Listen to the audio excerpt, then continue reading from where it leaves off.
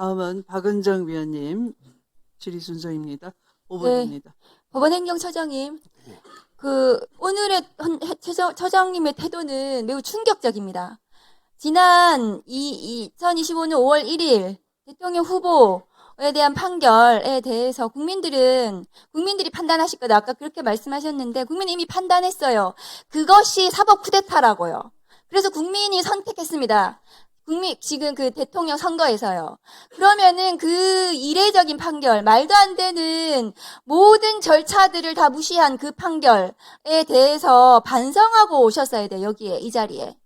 그런데 오셔가지고 아무런 반성 없이 반성하지 않으면서 그렇게 답변하시는 건 국민을 무시하는 처사입니다. 반성하지 않는 사법부에 대해서 국민들은 냉정하게 판단할 겁니다. 저희들 대법원장으로 인정 안 해요. 많은 국민들이요, 지금. 그런 국민들의 분노에 대해서 처장님께서는 지금 법원을 대표해서 이 자리에 나와 계신 거잖아요. 그런데 그런 답변하시면 어떡합니까? 이게 지금 민주당 의원들이라서 지금 분노하는 게 아니에요. 국민들이 분노하는 겁니다. 그리고 지금 국민들하고 싸우시겠다는 겁니까? 그 판결이 얼마나 말도 안 되는 판결이었는지 대통령 후보가 없어질 뻔한 겁니다.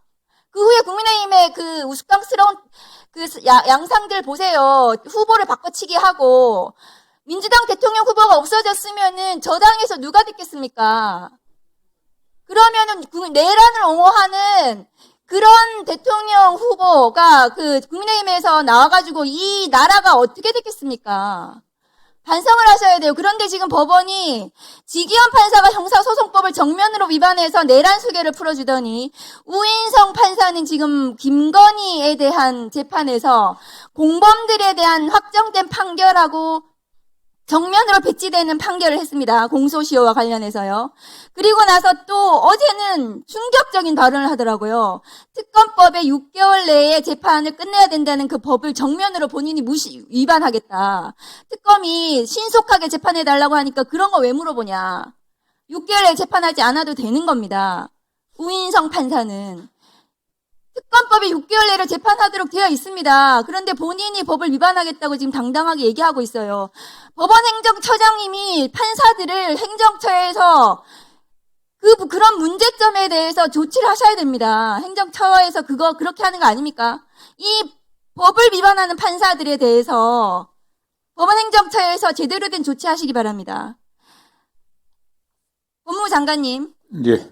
검찰개혁 법안 진행 상황에 대해서 제가 간단하게 물어보겠습니다. 예. 정부안이 지금 제출이 된다고 하셨고 조직법으로 공소청법, 중수청법 먼저 통과하신다고 하겠다고 했는데 공소청의 검사가 수사권을 가지는지는 굉장히 중요한 거고 그러한 권한의 유무가 확정이 돼야 조직이 나오는 겁니다.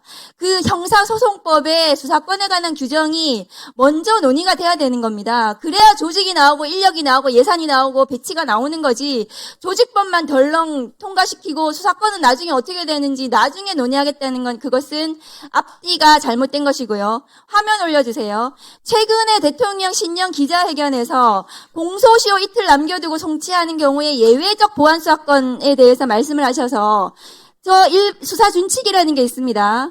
검경 상호 협력에 관한 준칙에 공소시효 어떻게 검경이 협력하는지 규정이 되어 있어요. 검찰에서 공소시효 이틀 남겨두고 송치하는 사례가 없어요, 실무적으로. 제가 있냐고 물어봤더니 검찰이 자료가 없다고 했습니다. 저한테 자료 못 내놓고 있습니다. 그런데 대통령이 저렇게 말씀하셔서 그런 사례가 설사 있다 하더라도 저렇게 협력해서 실무적으로 처리하고 있습니다. 다음 보여주세요.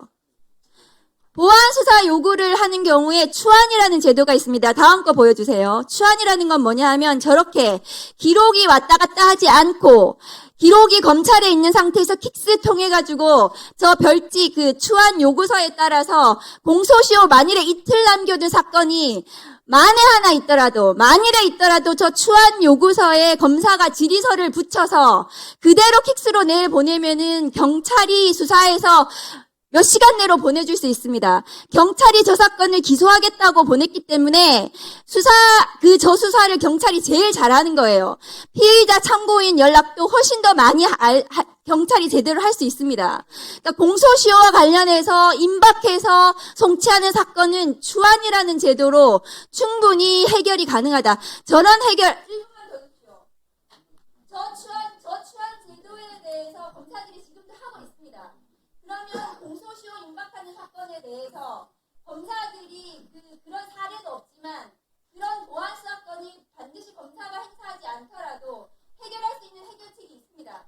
그런데 장관님께서 그 자리에 앉으셔가지고 검사의 보안 수사권을 행사해야 되는 이유로 공소시효 임박 사건을 말씀하시면 안 되고 수사기소 분리라는 검찰 개혁 법안을 통과시키는 데 있어서 그러면 제도적으로 무엇을 보완해야 되는지를 개혁적인 검사 인사를 통해서 개혁적인 검사들하고 그 제도적인 보완책을 장관님께서 마련하셔야 됩니다. 장관님께서 검사들을 대변하라고 그 자리에 계시는 게 아니고요. 개혁적인 검찰 개혁에 대해서 제도적으로 무엇이 필요한지 저런 문제에 대해서 어떻게 해결할 것인지를 장관님께서 해결책을 마련해서 국민들께 설명하셔야 되는 겁니다. 민주 진보 진영의 시민들은 우리가 가장 사랑했던 대통령을 검찰 수사로 잃었던 슬픔이 있습니다. 그 상실감을 언제나 기억하시고 검찰 개혁에 대해서 책임감 있게 해주셨으면 좋겠습니다. 예, 저는 의원님 좋은 말씀 감사드리고요. 수사기소의 확실한 분리라는 대원칙에 손상을 가하겠다는 생각은 1도 없습니다. 그리고 다만 정부 안에 아시겠지만 총리실에 지금 어쨌든 TF 구성돼 갖고 같이 의논들 하고 있습니다. 그리고 저희가 지금 인사도 말씀하셨지만 할 수 있는 한 물론 어떤 분이 개혁적인 검사인지 개혁적이지 않은 검사인지 제가 또 양단을 나눌 수는 없습니다. 다만 그래도 검찰 개혁에 같이 할 수 있는 그런 분위기를 조성하려고 저희도 최대한 노력을 다 하고 있고요.